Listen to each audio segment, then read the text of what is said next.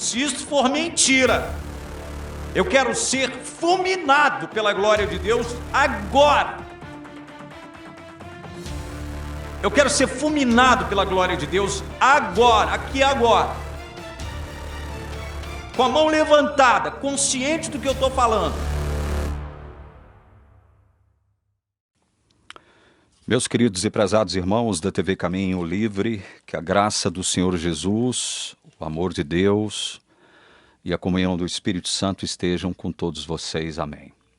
Nesse vídeo eu quero matar 2 coelhos com uma cajadada só. Por quê? Porque eu já havia programado comentar dentro desta série de estudos que nós estamos fazendo objetando a interpretação adventista sobre Daniel capítulo 8, falar sobre a falta de conectividade, tanto contextual quanto linguística, do versículo 14, que diz até 2.300 tardes e manhãs, e depois o santuário será purificado. A igreja adventista vai postular que essa purificação mencionada no verso 14 está conectada contextual e linguisticamente a Levítico 16, onde é descrito o processo do dia da expiação, o Yom Kippur. Gente, então a gente é obrigado a mostrar que isto não tem cabimento, né? Não há como você conectar Daniel 8,14 com Levítico 16. Bom, eu já havia programado falar sobre esse tema. Ao longo da semana, recebi o contato de um irmão, o irmão Fábio, que está fora do Brasil, que assistiu a um vídeo do pastor adventista Eleazar Domini falando sobre Levítico 16:10, né? E ele, evidentemente, vai contestar aquilo que a Bíblia afirma categórica e insofismavelmente, dando conta de que o bode emissário para Azazel, no hebraico, ele faz expiação também. Pastor Eleazar Domini, da Igreja Adventista, evidentemente, tem que defender o postulado da sua igreja, que diz que o bode Azazel não faz expiação. O irmão Fábio assistiu esse vídeo, me mandou o link do vídeo, eu assisti, né? E, evidentemente, pude anotar aqui alguns detalhes, algumas observações interessantes que o Eleazar Domini faz sobre essa questão. Antes, porém, eu quero ler o que se encontra, é um trechinho rápido, tá? Que se encontra aqui no Dicionário Internacional de Teologia do Novo Testamento, tá? Aliás, do Antigo Testamento. Eu falei novo? Do Antigo Testamento, página 1100. Acerca do bode Azazel, tá? O verdadeiro uso e significado dessa palavra em Levítico 16 é, na melhor das hipóteses, incerto. No entanto, seja qual for o significado exato, o fato relevante é a remoção dos pecados da nação mediante a imposição deles sobre o bode. Nessa passagem, parece que o pecado se hipostasia e é, portanto, facilmente transferível para o bode. Aliás, os versículos 21 e 22 declaram que esse bode leva embora o pecado do povo. Tal ritual ilustraria vividamente a ação de remover a profanação fisicamente do acampamento, levando-a para um lugar ermo, onde já não contaminaria a nação.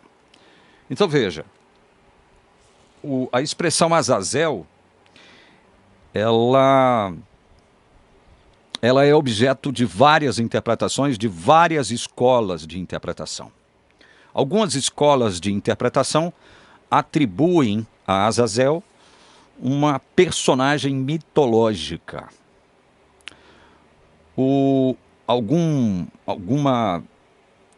Uma parte significativa do judaísmo rabínico diz que Azazel é tipo de um demônio, né, de uma personagem demoníaca, e assim sucessivamente.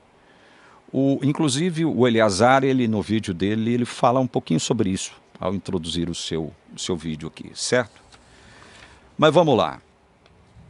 Ele elenca aqui algumas razões do porquê o bode Azazel, o bode emissário, ele não faz expiação. Bom, primeiro ele afirma isso, que o bode não faz expiação. Depois ele diz Ele emite algumas razões para isso. A primeira delas, que eu consegui anotar aqui, é: o bode permanece vivo, e sem derramamento de sangue não há remissão. Ele vai falar isso aqui, eu vou mostrar o áudio para vocês, certo? Essa é uma razão que ele elenca para dizer que o bode, Azazel, não faz a expiação. Outra razão que ele emite, que é digna de um leigo que está conhecendo a Bíblia agora, que não entende absolutamente nada de Bíblia, mas, no entanto, o Eleazar, ele diz que uma das razões pelas quais o bode não faz expiação é que Jesus não foi para o deserto carregando os pecados do povo. Esse argumento é patético, é ridículo, né? É patético, ridículo esse argumento aqui. Outra coisa que ele diz, outra razão que ele elenca do porquê o bode não faz expiação. O Eleazar diz que no verso 20 está afirmado que o processo de expiação havia acabado. Ele não usa a palavra processo, quem está usando a palavra processo sou eu. Mas ele diz que o verso 20 é uma prova incontestável de que a expiação já havia acabado. É essa palavra que ele utiliza, certo? E nós vamos ver que não é bem assim, né? Nós vamos ver que não é bem assim. Basta a gente ler todo o texto de Levítico 16 para a gente entender que não era assim. Bom, por último, ele faz algumas afirmações que eu gostaria de fazer, que eu gostaria de mostrar para você aqui agora, tá? Vamos lá? Deixa eu ver se eu consigo acessar aqui o canal dele, mais especificamente o trecho onde ele faz algumas afirmações. Deixa eu ver como é que está o volume tá bem. Então vamos lá, deixa eu desligar meu ar aqui para ficar bem audível, né, a fala dele. Pastor Eleazar Domini com a palavra. E eu quero analisar com vocês aqui em Levítico 16 e o verso 10. Levítico 16 e o verso 10, a expressão que aparece aqui: mas o bode que subiu sobre ele o sorteio para Azazel. A primeira característica importante desse verso é: permanecerá vivo. Ponto. Isso é importante. Isso aqui é um aspecto extremamente importante, porque sem derramamento de sangue não tem remissão de pecado. E o bode aqui permanece vivo. Essa é uma informação importantíssima que é extraída do texto. O texto diz: o bode para Azazel permanecerá vivo perante o Senhor. E aí tem a expressão lechaper, alav, que quer dizer para expiar, e aí a tradução por ele. Será que esta seria a melhor tradução? E aí eu quero fazer menção de um rabino, e eu gosto de mencionar pessoas que não são adventistas, justamente para que não fique assim: não, essa é uma interpretação adventista. Não, não é. O rabino Baruch Levine, ele fala sobre este texto e ele mostra exatamente qual seria a melhor tradução. E a expressão alive pode ser junto de, ao lado de frente de ou em frente a, ok? Esta expressão alive, ela vai ter múltiplos significados. Essa é uma riqueza da língua hebraica. Então, o texto não estaria necessariamente dizendo que ia fazer expiação por meio dele, mas ao lado dele, em frente dele, perto dele. Opa! E aí tem diferença? Tem. Mas aí, pastor, fica uma questão. Você tem que mostrar que essa expressão alive, ela tem este tipo de tradução em outras passagens bíblicas. Naturalmente, eu não seria irresponsável de trazer uma suposta tradução para vocês sem outros contextos bíblicos que apliquem dessa mesma forma como estou mencionando. E aí a gente vai, por exemplo, para Gênesis capítulo 18. Eu quero ler com vocês aqui Gênesis capítulo 18 e o verso 12. Gente, olha, tem umas dezenas de textos onde a live aparece em frente, ao lado, sobre, por meio. São várias traduções possíveis. E Gênesis 18 e o verso 2 diz assim. Deixa eu pegar aqui para vocês. Gênesis 18, verso 2, e diz assim: levantou eles os olhos e olhou, e eis 3 varões em pé, estavam em pé junto dele. Será que aqui a expressão junto dele seria alguma expressão diferente no hebraico? Não, não é. A expressão junto dele aqui no hebraico é exatamente alav. E a pergunta, será que eu poderia traduzir assim? Olha, vamos ver. Ele levantou os olhos e olhou, e eis 3 varões estavam em pé por meio dele. Não fica legal. Vamos ver uma outra tradução. Levantou os olhos e olhou, e eis 3 varões que estavam em pé sobre ele. Também não fica legal. Levantou os olhos e olhou, e eis que estavam 3 varões em frente dele. Opa, faz sentido.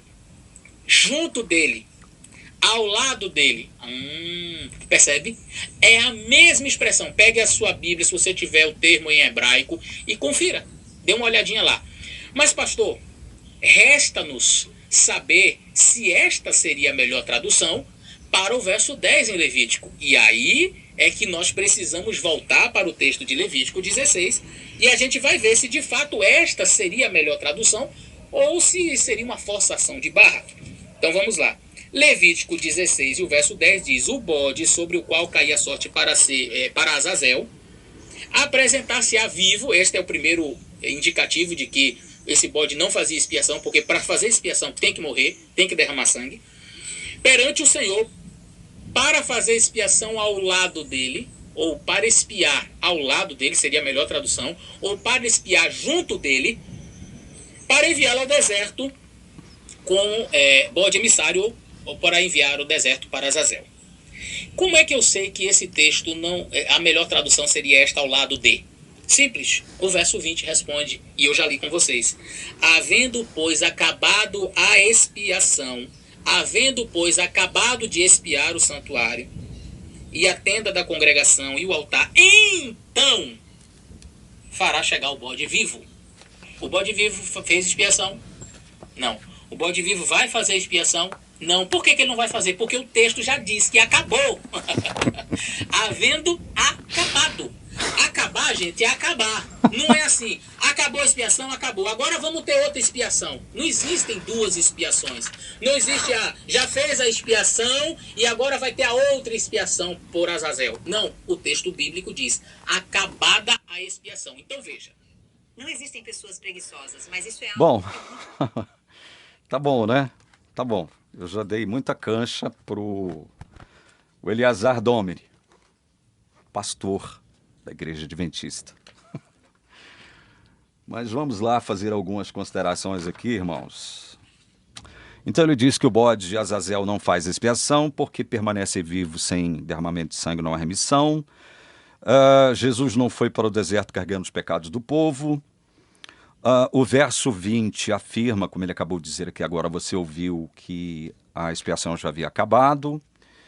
E aí ele insere essa embromation em torno da palavra alav, que em alguns textos originais hebraicos, em algumas cópias, não aparece, né? Aqui, por exemplo, na minha Bíblia hebraica, essa palavra não aparece. Tá? Eu estou mostrando a Bíblia hebraica aqui para vocês, é porque eu não estou tirando coelho da cartola, nem falando pelos cotovelos, não. Tá? Aí ele insere esse negócio do alav aqui.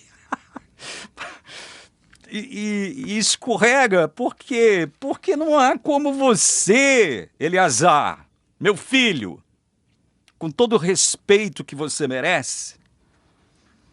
Olha, o verso 10 está dizendo o seguinte: mas o bode sobre o qual cair a sorte para bode emissário, ou Azazel, será apresentado vivo diante do Senhor para fazer expiação. E você diz, nos seus contra-argumentos, nas suas tentativas de objetar o que está escrito no nosso português de forma clara e insofismável, você diz que ele faz expiação. Porém, a melhor tradução não seria essa aqui, por meio dele, mas ao lado dele, junto dele, em frente a ele. Ô meu filho, tira aqui a expressão por meio dele. Vamos tirar? Tira o alav da sua Bíblia hebraica aí. Tira o alav. E aí ficaria assim: mas o bode sobre o qual cairá a sorte para bode emissário será apresentado vivo diante do Senhor para fazer expiação, e enviá-lo ao deserto como bode emissário. Mudou o sentido? Se eu tirar o por meio dele aqui? Se eu tirar o alave? o Eleazar, meu filho, aprenda a argumentar corretamente, tá? O texto está deixando claro que o bode vivo faz expiação e você tentando objetar a própria Bíblia, a sua Bíblia, você diz que ele faz expiação. No entanto, é ao lado, é junto de ou em frente a. Cara,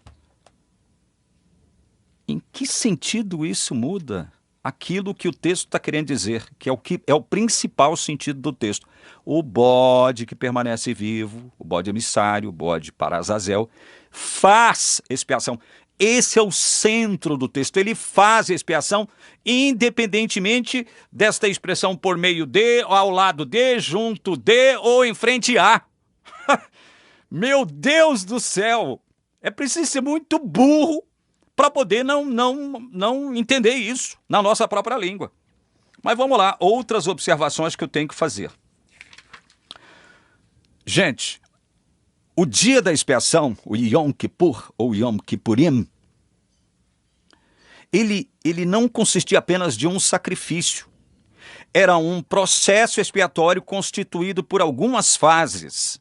Alguns dizem que eram 3, outros dizem que eram 4. Não importa as fases. O que importa é a gente estabelecer o propósito do dia da expiação e no que ele consistia. Era um processo.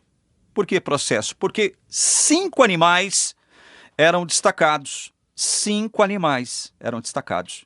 5 animais faziam parte do processo expiatório aqui descrito em Levítico 16. Vou provar para vocês que eram 5 animais. 16, versículo 3 primeiro. Mas é assim que Arão deverá entrar no santuário, com um novilho para oferta pelo pecado e um carneiro para o holocausto. Nós já temos 2 animais mencionados. Arão deveria levar um novilho e um carneiro. Essa oferta, esse holocausto, seria em benefício, em favor de quem? Da casa sacerdotal e da casa levítica. Aí no verso 5 você lê: da congregação dos filhos de Israel, pegará 2 bodes. Então nós temos novilho, carneiro, mais 2 bodes, 4 animais. Para a oferta pelo pecado e um carneiro para o holocausto. Mais um animal sendo acrescentado aqui no processo expiatório. Um carneiro. Então, resumindo, era um novilho, 2 bodes e 2 carneiros. O processo do dia de expiação era constituído por 5 animais. Bom, vamos ao primeiro argumento do Eleazar, do porquê o bode Azazel não faz expiação. O bode permanece vivo, ele diz. Ele faz questão, inclusive, de enfatizar isso. Isso é uma informação importante, e é importante mesmo, claro que é importante. O bode permanece vivo. Sem derramamento de sangue, não há remissão. Uma observação que eu preciso fazer em relação a esses argumentos do Eleazar é o seguinte, meus queridos irmãos. Esses 5 animais que fazem parte do processo expiatório aqui, todos eles, nós vamos mostrar isso, nós vamos provar isso nas escrituras aqui, todos eles são tipos de apenas uma personagem. Uma personagem. Só uma. O novilho, os 2 bodes e os 2 carneiros. Eram tipos de apenas uma personagem. Certo? Não adianta tergiversar aqui. Dizer que 4 desses animais que participam do processo, junto com o 5º, que seria o bode que permanece vivo, esses 4 animais seriam tipos de Cristo, enquanto que o bode vivo seria tipo de Satanás, que é o que afirma a teologia adventista. Então eu preciso dizer para vocês o seguinte, olha, estar dentro do processo expiatório já é um indicativo tanto da participação quanto da função tipológica para a qual o animal foi separado. Eu vou repetir. Estar dentro do processo expiatório já é um indicativo tanto da participação quanto da função tipológica para a qual o animal foi separado. Não há como você desconectar o bode vivo simplesmente porque ele não morre dos demais 4 que morrem, que são imolados. Não há como você fazer isso. Considerar o bode vivo de modo separado, certo? Então vamos lá entender isso aqui. Os dois, nós temos um novilho e um carneiro, que seriam imolados em favor da casa sacerdotal e da casa levítica. 2 bodes. Um também é imolado. E um carneiro, que também é imolado. Escuta, Eleazar, sobre esses 4 animais que são imolados, será que você não percebeu que não foi feita algo muitíssimo importante, alguma coisa muitíssimo importante sobre esses 4 animais? O que seria? A confissão de pecados. Nenhum desses 4 animais, o novilho, o bode imolado, os 2 carneiros, nenhum deles que são imolados, que são sacrificados, receberam a confissão de pecados. Não foi confessado pecado sobre eles, ô Eleazar. Significa o quê? Significa que esses 4 animais, em condição perfeita, eu estou falando do ponto de vista biológico, porque você sabe disso, eles tinham que ser animais perfeitos, sem nenhum defeito. Sobre eles não foi confessado pecados, então, de que modo, em que condição esses 4 animais morreram, foram sacrificados? Em que condição? Em condição de pureza. Para onde isso aponta? Isto aponta insofismavelmente para Jesus Cristo, que não tinha pecado. O próprio Jesus afirma isso aqui em João, o Eleazar. Não sei se você se lembra, mas ele diz aqui, no princípio do versículo 46 de João 8, quem de vocês me convence de pecado? Ou seja, Jesus não tinha pecado. Ele não tinha pecado. Do ponto de vista biológico, Jesus morreu de que forma? Assim como os 4 animais, o novilho, o bode imolado e os 2 carneiros, morreram de forma pura, porque sobre eles não foi confessado pecados. Morreram de forma pura. Isto aponta para Jesus que não tinha pecado. Ele não tinha pecado. Então, este é um detalhe para o qual você nunca prestou atenção, e não foi só você, né, ô Eleazar? Você não tem culpa porque você está acompanhando o rebanho, o gado adventista, o gado teológico adventista, né? Então você não tem culpa, não é verdade? Então, esse é um detalhe que precisa ser considerado. Nenhum dos 4 animais que são imolados, dos 5 que participam do processo, receberam confissão de pecados. Nenhum deles. E todos eles serviram ao propósito de expiar os pecados. Todos eles serviram ao propósito, mesmo que não fosse confessados os pecados. Agora, o que eu tenho que salientar é o seguinte: essa questão da confissão de pecados era ou não era importante, ô Eleazar? Era ou não era importante? Claro que era. Por exemplo, eu abro aqui em Levítico, capítulo 4, leio o primeiro verso 29 e diz: porá a mão sobre a cabeça da oferta pelo pecado. Está falando acerca do pecador, tá? Arrependido, o israelita. Porá a mão sobre a cabeça da oferta pelo pecado e matará o animal no lugar do holocausto. O ato aqui de pôr a mão sobre a cabeça significa que ele confessou os seus pecados sobre o animalzinho. Olha o verso 33 do mesmo Levítico 4. Porá a mão sobre a cabeça da oferta pelo pecado e matará o animal como oferta pelo pecado. Colocar a mão sobre a cabeça do animal significava que o pecador estava o quê? Confessando os seus pecados e transferindo-os para o animal. Olha o capítulo 5, verso 5 de Levítico, para salientar e enfatizar a importância da confissão de pecados no processo expiatório. Quem for culpado numa destas coisas, confessará aquilo em que pecou. Vocês estão percebendo que a confissão de pecados aqui era algo importantíssimo? E sobre esses 4 animais, repito, novilho, bode imolado o bode que é sacrificado e os 2 carneiros, não foi feita sobre eles nenhuma confissão de pecados. Sem confissão de pecados não pode haver o quê? Não pode haver o quê? Não pode haver propiciação, não pode haver expiação. Olha aqui, eu leio isso, olha aqui. Vamos para 1 João capítulo 1. Se dissermos que não temos pecado nenhum, a nós mesmos enganamos e a verdade não está em nós. Verso 9. Se confessarmos os nossos pecados, ele é fiel e justo para nos perdoar os pecados e nos purificar de toda injustiça. Percebam como o papel da confissão é importante aqui, Eleazar.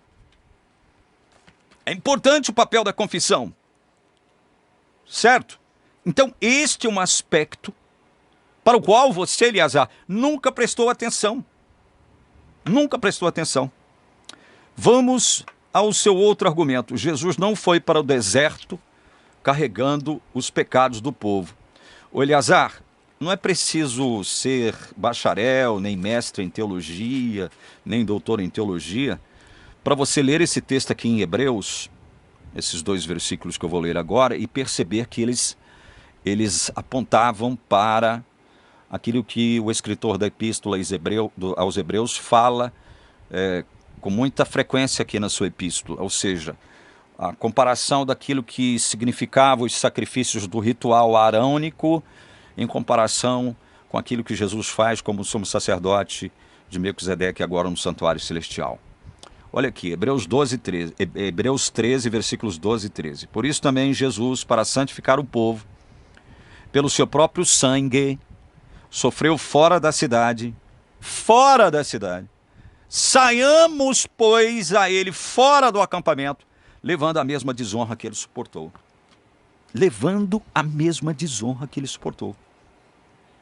Então, o fato de você dizer que o bode, pelo fato dele ser lançado para o deserto, terra desértica lá, não pode ser, ele não podia fazer expiação, por quê? Porque Jesus, ele também não podia ser um tipo de Jesus, né? Jesus não foi para o deserto carregando os pecados, mas você observa que Jesus, então, ele leva sobre si os pecados do povo para fora do acampamento, porque ele morreu fora do acampamento entre aspas, morreu fora do perímetro da cidade. Será que você não entende isso não, o queridão? Hein? Eleazar. E por último, você leu o versículo 20, que na sua tradução parece que está aí, acabou, né? Depois de acabado. Deixa eu ver se a minha Bíblia... aqui está. Deixa eu pegar a minha Bíblia aqui, de Genebra, porque na minha Bíblia de Genebra, ela está na versão revista e atualizada, 2ª edição. Eu acho que é a versão que você está utilizando também, né? O Eleazar. Ah, é isso mesmo. Olha aqui o que o texto diz. Na versão revista atualizada, 2ª edição. Havendo, pois, acabado de fazer expiação pelo santuário, pela tenda da congregação e pelo altar, então fará chegar o bode vivo, 21. Arão porá as mãos sobre a cabeça do bode vivo e sobre ele confessará todas as iniquidades dos filhos de Israel, todas as suas transgressões e todos os seus pecados, e os porá sobre a cabeça do bode, e enviá-lo ao deserto, pela mão de um homem à disposição para isso. Havendo, pois, acabado. Seu outro argumento é esse. Está vendo como o bode não é tipo de Jesus, e ele não faz expiação? Porque a expiação já havia acabado.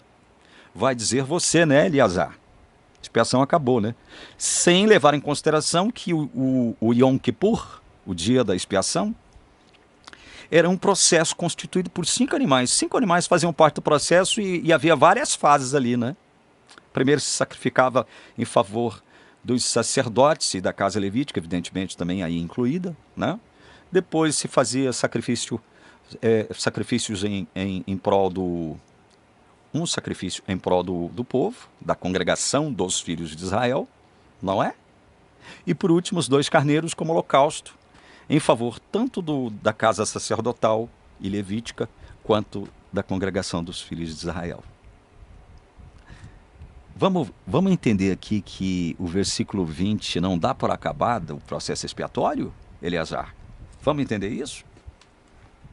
Vou ler na sua tradução, né? na Bíblia que tem a sua tradução aí. Então vamos lá. A partir do verso 22, Levítico 16.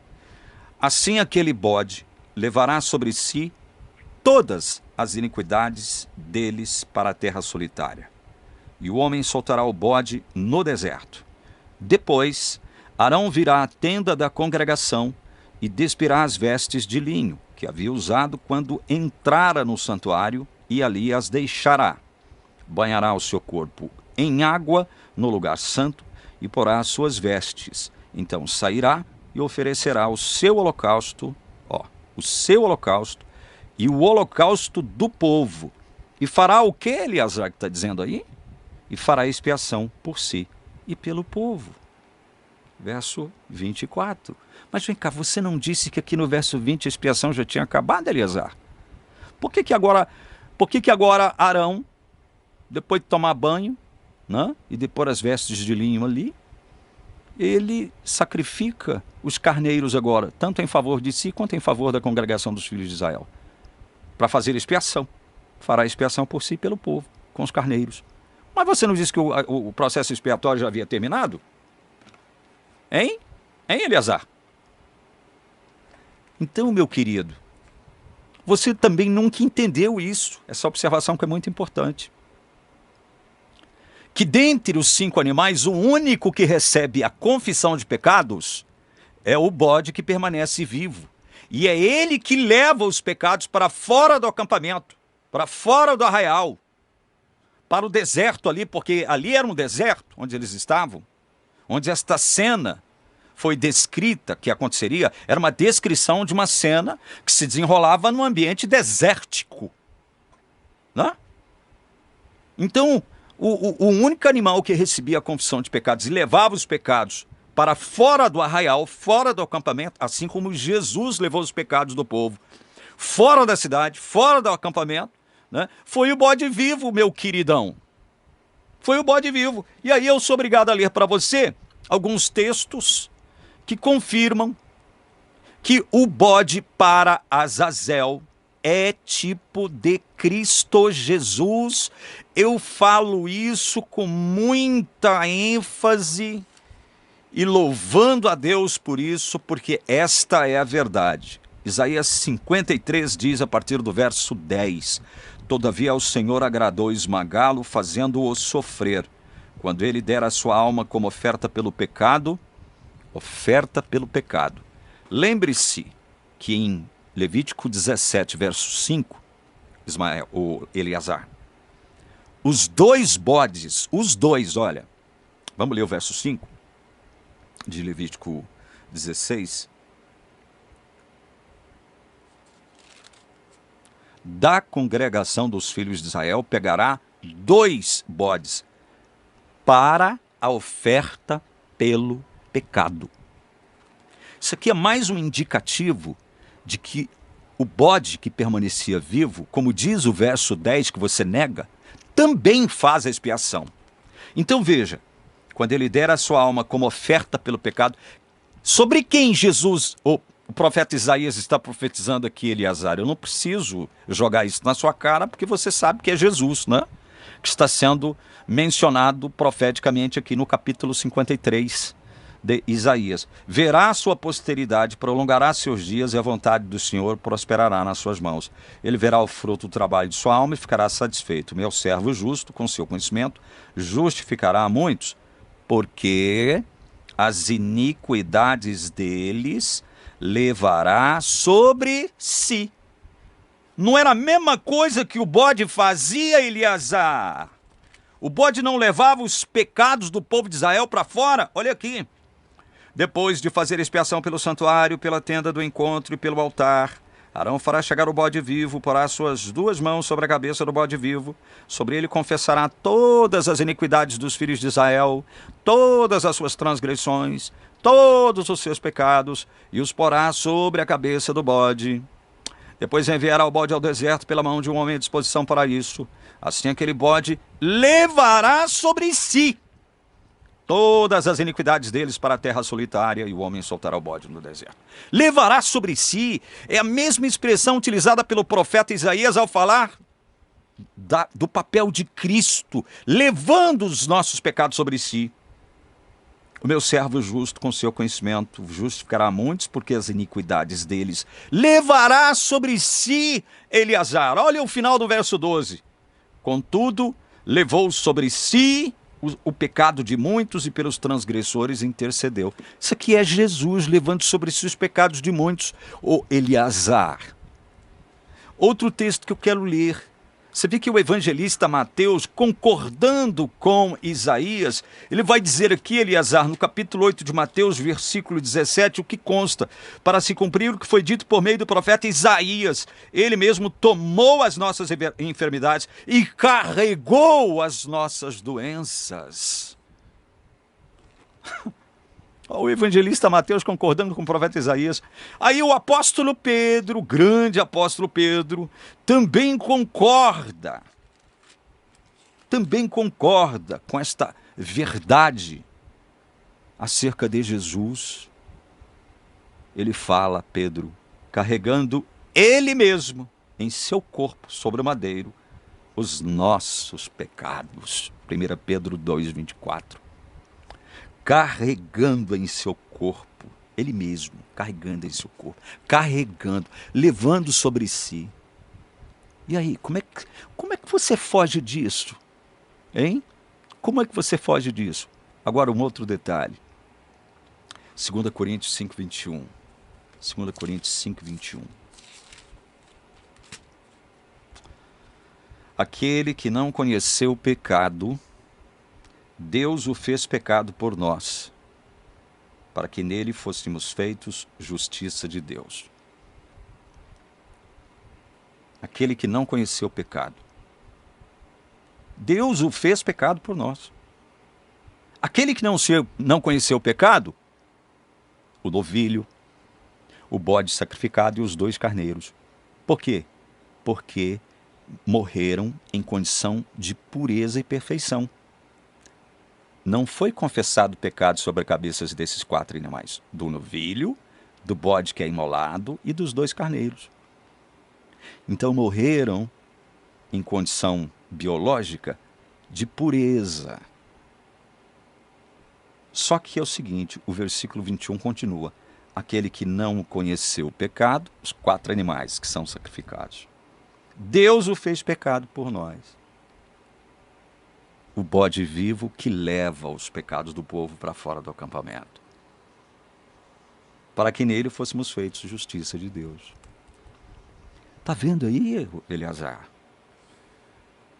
Gálatas 3:13, aí na frente.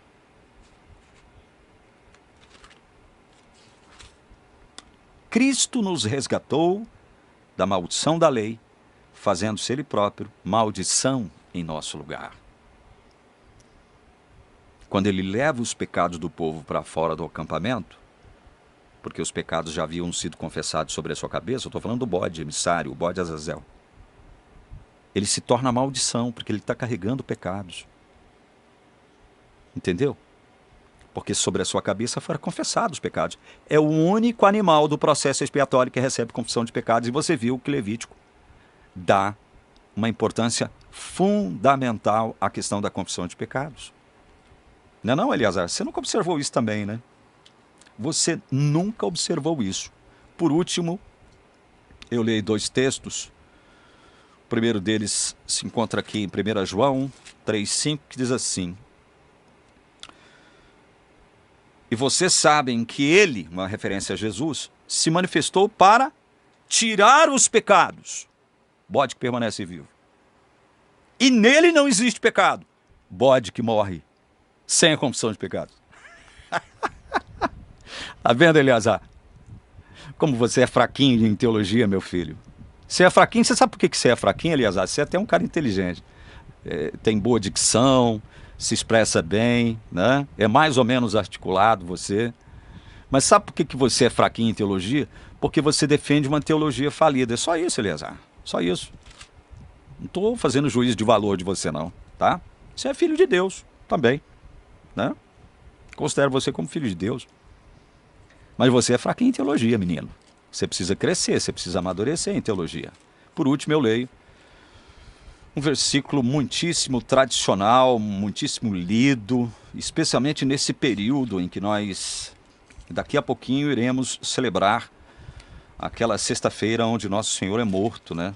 A chamada Sexta-feira da Paixão. João 1,29. No dia seguinte, vendo que Jesus vinha em sua direção, João disse: Eis o Cordeiro de Deus que tira o pecado do mundo. O Cordeiro de Deus tira o pecado de um mundo que pertence a Deus.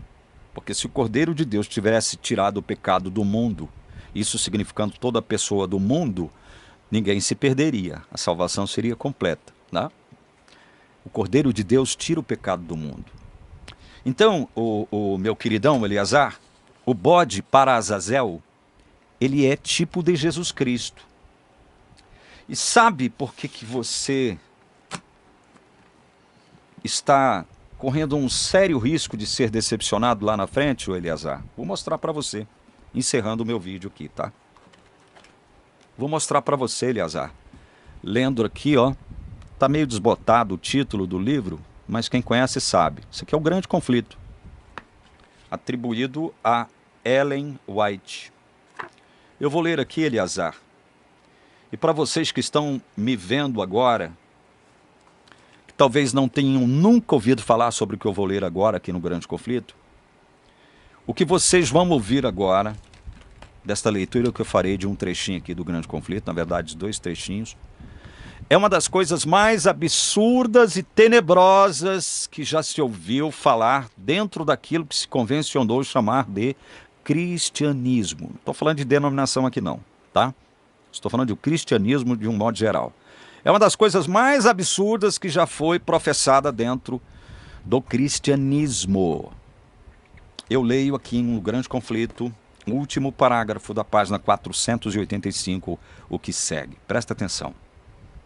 No cerimonial típico, abre aspas, no cerimonial típico, o sumo sacerdote, havendo feito expiação por Israel, saía e abençoava a congregação. Assim Cristo, no final de sua obra de mediador, é uma referência ao quê? Juiz investigativo, tá? Aparecerá sem pecado para a salvação, Hebreus 9, 28, a fim de abençoar com a vida eterna seu povo que o espera. Como o sacerdote, ao remover do santuário os pecados, confessava-os sobre a cabeça do bode emissário, semelhantemente, Cristo porá todos esses pecados sobre Satanás, o originador e instigador do pecado. Eu vou ler de novo, só esse trechinho. Como o sacerdote, ao remover do santuário os pecados, confessava-os sobre a cabeça do bode emissário, semelhantemente Cristo porá todos esses pecados sobre Satanás, o originador e instigador do pecado. Portanto, o bode emissário para a igreja adventista é quem? Satanás. E ela diz mais aqui, ó. O bode emissário, levando os pecados de Israel, era enviado à terra solitária. Levítico 16, 22. De igual modo, Satanás, levando a culpa de todos os pecados que induziu o povo de Deus a cometer, estará durante 1000 anos circunscrito à terra. Fecha aspas. Espera lá um pouquinho, deixa eu ver se eu estou entendendo. A teologia adventista está dizendo que o fato do sumo sacerdote confessar os pecados sobre a cabeça do bode emissário, o bode que permanecia vivo, é um símbolo, é uma figura, é uma analogia de que Cristo porá todos esses pecados sobre Satanás? O originador e instigador do pecado? Quer dizer que os pecados pelos quais Cristo morreu, pagou pela sua condenação e culpa morrendo na cruz, no final desse suposto juízo investigativo, Cristo colocará esses pecados sobre Satanás? É isso mesmo que eu entendi? Como? Quais pecados? Se Cristo já morreu, assumindo a culpa, inclusive, por eles.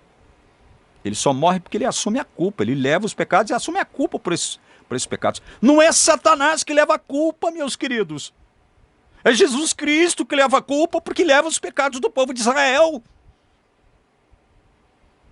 Vocês estão entendendo a gravidade disso que a teologia adventista afirma por boca dessa falsa profeta.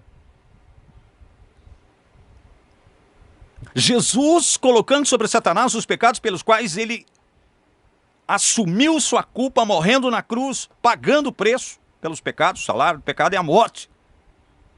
Como é que Cristo vai colocar os pecados que não existem mais sobre Satanás? Por quê? Porque ele já pagou. Ele já morreu por eles. E esses pecados, simbolicamente, metaforicamente falando, o profeta vai dizer que eles estão no fundo dos mares agora. E aí ela diz mais aqui, ó. O bode emissário levando os pecados de Israel era enviado à terra solitária. De igual modo, Satanás levando a culpa de todos os pecados que induziu o povo de Deus a cometer. Satanás levando a culpa, meu Deus do céu, meus queridos irmãos.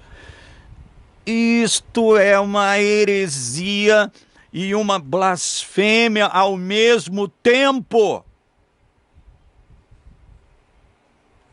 E como ela confirma isso também? Olha aqui na página 658 do mesmo livro.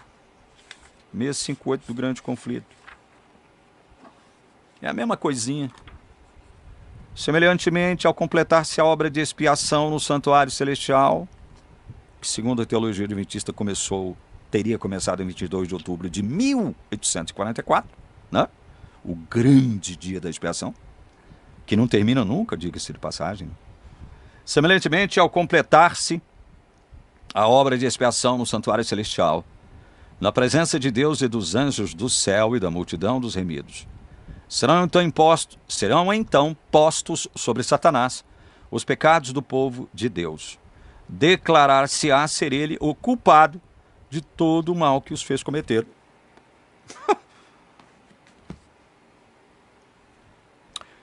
Você entendeu a gravidade disso aqui? Jesus colocando os pecados pelos quais ele levou e assumindo inclusive a culpa por eles, morrendo na cruz. Ele vai pegar esses mesmos pecados pelos quais ele morreu, e por conta disso ele perdoou já o povo, sobre Satanás. Porque a culpa é dele, é de Satanás. Jesus não assumiu nossa culpa.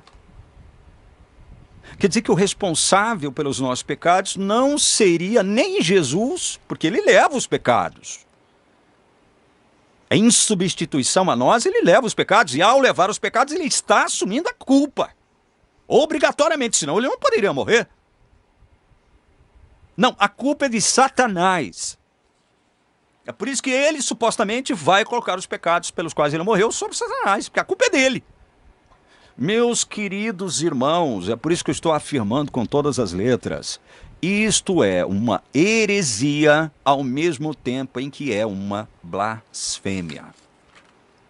Portanto, no frigir dos ovos, terminando esse vídeo, eu afirmo, sem medo de errar, para a honra e para a glória desse Deus maravilhoso, desse Jesus maravilhoso, desse Espírito Santo maravilhoso, Deus eterno, Pai, Filho e Espírito Santo, que nos salvou e nos chamou com santa vocação antes dos tempos eternos, eu afirmo para a honra e glória de Deus, o bode para Azazel é tipo de Cristo Jesus. É tipo, eu falo isso com a mão levantada, eu quero que uma praga, uma doença, uma lepra, uma doença terrível recaia sobre mim. Com a mão levantada, eu digo a Deus, louvando o seu santo nome, Pai, Filho e Espírito Santo, que o bode para Azazel é tipo de Cristo Jesus, e que se isso for mentira, eu quero ser fulminado pela glória de Deus agora. Eu quero ser fulminado pela glória de Deus agora, aqui agora. Com a mão levantada, consciente do que eu estou falando. Repito, o bode para Azazel é tipo de Cristo Jesus. Tipologia por meio da qual eu louvo, engrandeço, glorifico o nome majestoso, glorioso, daquele que possui ele só a eternidade, a imortalidade, a magnificência, o reinado, a majestade. Soberano Senhor nosso, Deus, Pai, Filho e Espírito Santo. Que Deus te abençoe, meu irmão. Em nome do Senhor Jesus. Amém.